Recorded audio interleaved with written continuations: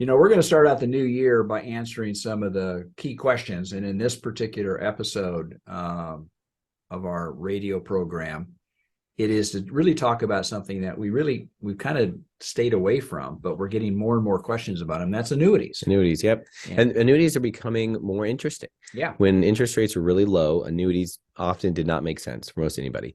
But now that interest rates have come back and bonds have been volatile, there's a lot of people interested in volatile up. And so that has a benefit to certain annuity structures. Yeah. When stocks go up, that can be really good for some annuities. With bonds, some people are trying to replace them now with annuities to say, maybe I don't need bonds. Bonds didn't do what I want them to do. They weren't the ballast. They weren't that. So we're talking about annuities, kind of what they are, why they might make sense, why they might not make sense. We talked about in this podcast and radio show probably 4 months ago. We talked about annuities and how often they didn't make sense. Right. But a lot has changed between now and then. And that's part of the fun of this industry is things change. I mean, volatility obviously is kind of the top of mind for most investors. And then what's caused a lot of the volatility is, of course, the rise of interest rates. Mm-hmm. Now, what most people don't understand is that annuities or life insurance companies, that's kind of their lifeblood, is having an interest rate at government securities level that makes sense for them. And now we can get government securities, 10-year bonds at over 5%, even short-term bonds. So it gives them an advantage. So they're coming out with a host of new products which have a better outcome for the insured, the client. So let's talk a little bit about what annuities are. I mean, annuities are a contract, right, between an individual or some sort of company, if it is, with an insurer. Right. And that contract, it's by agreement. And we compare it to all sorts of things, but a good one is cereal. You walk down the cereal aisle. There is so much on the shelf, and some are better, some are worse, some are just different. And you kind of have to look and see what makes sense for you. If you are a kid, maybe Frosted Flakes make sense. If you are training for some sort of marathon, maybe some sort of a shredded wheat is all you have to go for.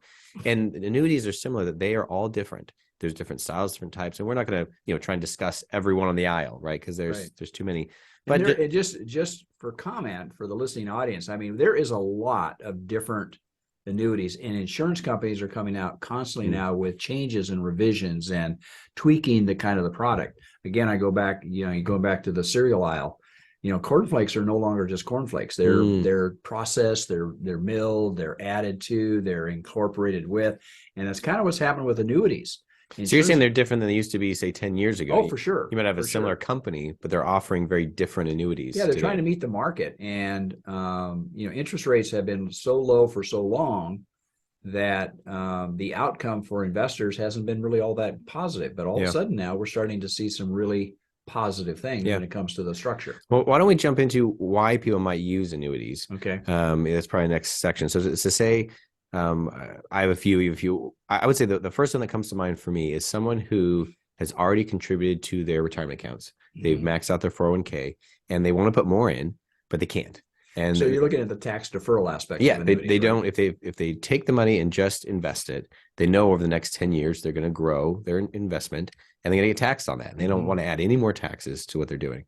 So they might say, I want to take a chunk of money, put it in an annuity, and it'll be invested in some sort of either stock market or some version of that.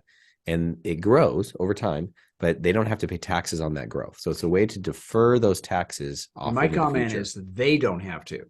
Eventually, somebody's going to have to pay taxes on that. Yeah, eventually. Most likely it's going to be either a spouse or a child or somebody else that's going to have to pay income taxes on that untaxed or that tax deferred growth, right? Yeah. So it's not avoiding taxes, it's simply delaying them or deferring them. And I think we also need to talk about what kind of taxes, right? What's the taxes? Is that going to be treated like a stock, like a capital gain?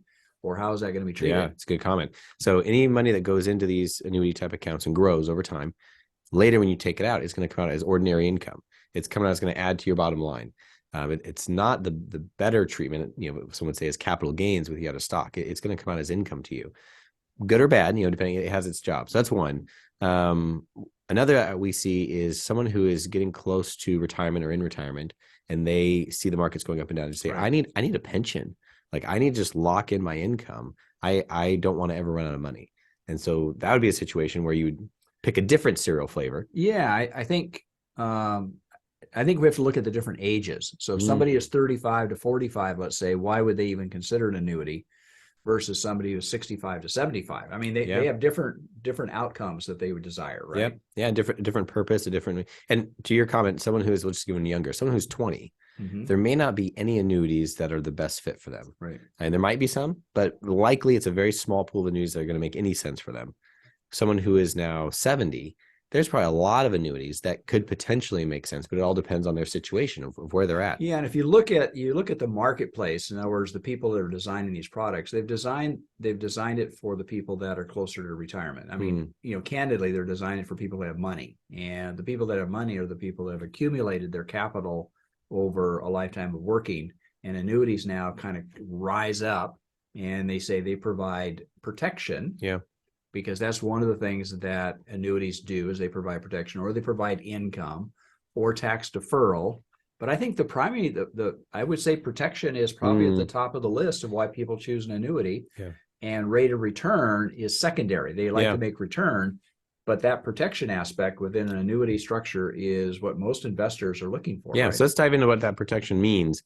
Protection, when we're talking about this, often means not going down. Right. Someone just says, I don't want to lose any money. This is all I have, or this is what I have, and I don't want it to go down.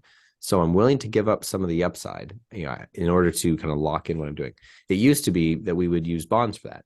You'd say, let's buy some treasury bonds. They don't really go down and they'll grow over time. Well, bonds have proven themselves to be more volatile than a lot of people would like them to be. Correlated, I think. I mean, we're in kind of a unique time because of the Federal Reserve increasing interest rates, and a bond portfolio has been really hammered hard with these rising interest rates. So there's someone who says, I want some protection. An annuity can lock in 5% returns or 4% returns with a guarantee that it's not going to go negative. You're not going to lose any sort of principal. And probably later in the show, we'll get into some of the bells and whistles that we think are interesting. Yeah, and I think getting and kind of staying on that. Let's say, for example, last year a client came in, and because these are the questions that we get. Client comes in really concerned about the stock market. A lot of noise about values were too high. There was going to be a recession, such as that. The problem is, you lock into an annuity, even the shorter term annuities, 3 to 5 years, you could be locking into an interest rate that is relatively low. And you're kind of in there. And then all of a sudden the equity market starts to change within a 12 to 18 month, and you can't get out of your annuity structure. You can't get out of it, and you're locked in at a 3% rate of return, and the general market now is paying much higher rate of return than that. That's a great comment. Annuities are contracts. They are. And you're locked into it. And unlike a stock or something else where you say, hey, it was good for a while, and now I just want to change it and sell it and get something new. The way annuities are structured is it's a long-term purchase, and you are making the deal, whatever interest rate you might be, for the long term. And of course you can get out of them, but the way that the contracts are written, it's painful. You lose money. Well, yeah. And if you're below the age of 59 and a half, you say, I just want to get out. Well, not only do you have to pay the surrender charge if you get out early, but you have to pay income tax on the money you've accumulated. And in addition to that, you have an additional 10% penalty. Yeah. So it could be very expensive to do a cash out, so to speak. And we've had a number of clients where when you look at it, you say, okay, this isn't the best option for you at the moment, but you bought it 5 years ago and you're in it. And then we look at exiting it and we say, well, exiting it is worse. You're going to lose a significant amount of money. So we've sat on and had clients sit on annuities that were not great because they couldn't get out. Yeah. The cost to get out, I guess would say. Yeah. I mean, it's just, and again, what happens is we end up inheriting, so to speak, when we gain clients, and they have this annuity that was sold to them by a previous advisor. But we have to look at that contract to say, should we do something with it, or should we just leave it? Right. And sometimes, there'll be amendments and other riders that are attached to it, that if we were to change it, they would be losing those benefits, and it may not be to their best interest. Right. And going back to the cereal analogy, they got Fruit Loops. It's not the best one for a 65-year-old to be eating Fruit Loops. Right. However, that's what they got, and so you decide how to work around it. The other aspect, kind of as we look forward to these annuities, of the protection aspect of kind of going up or going down, or where they might fit. When you lock in those rates, if interest rates are high and you lock in at 10%, and then interest rates come down, that's kind of the magic place, of saying, this is what we wanted the whole time, is you've locked in. So then you're excited that you have this annuity. You're excited that you have this either guaranteed income or whatever it may be, the bells and whistles that are on that annuity. So that's the part that the reason people do them is they foresee a future in which this provides security or a good return. So as interest rates are going up, that's why we're kind of having this conversation today. Annuities didn't make as much sense 2 years ago. In fact, it just to be kind of full disclosure, I did a lot of annuities in the practice 20 years ago. Mm-hmm. Still have a lot of those particular products that have done exactly what we expected them to do.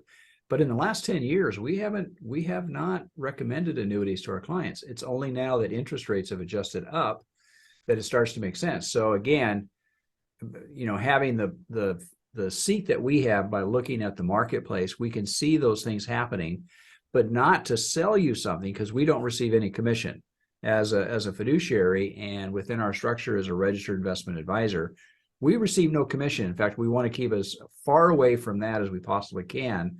And when we make recommendations to investments, we want to make sure it's the best for the client. Yep. And over the last 10 years or so, annuities have not been the best position.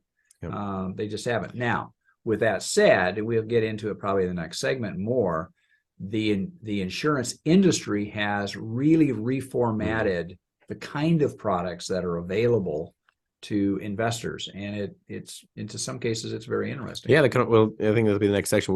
They've come out with some great items that we'll talk about that are useful for folks. I mean, useful for a lot of different ways. Some is to secure income, some is to secure growth, some is to add some security to their portfolios. Right. Those are all great items that have been added, and with interest rates going up, we're going to see a moment, I think, where interest rates may peak, and that may be the golden season for the next, decade or so, to get annuities if they make sense for someone's portfolio. Right. So we're going to talk more about this. So stay tuned. We're going to kind of get into some of the different products that are available issued by insurance companies, and we'll be right back.